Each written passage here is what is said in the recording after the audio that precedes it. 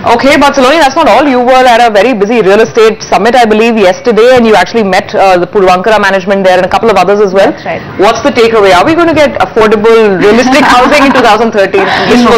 Wishful thinking, I know.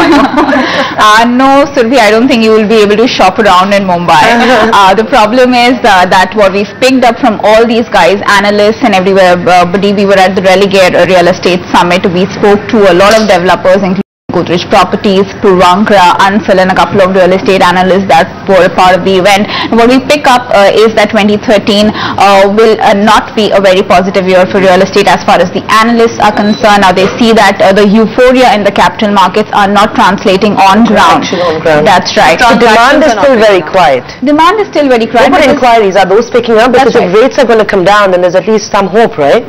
Yeah, that's right. But the problem is that there's demand for a good product at a good pricing. But the way these prices are going up, but in fact the developers, they've always been positive. They always make us believe that there is positive trend that's going to the market. Now we spoke to Godrej. It's one of the companies that have been performing very well in the real estate pack. And what they had to say that they have a very exciting project lineup this year. They'll be launching the Jet BKC project. That's the Jet land that they bought last year. Also several other projects lined up. Let's listen into what Pirojsha had to say.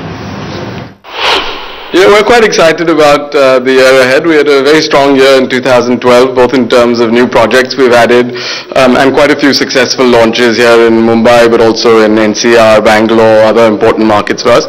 But we actually think 2013 is very likely to be an even better year for the sector and for us at Godrej Properties. I think a couple of the important drivers for the success this year will be interest rates coming down, and I think most analysts expect now that the RBI will cut interest rates quite substantially in 2013.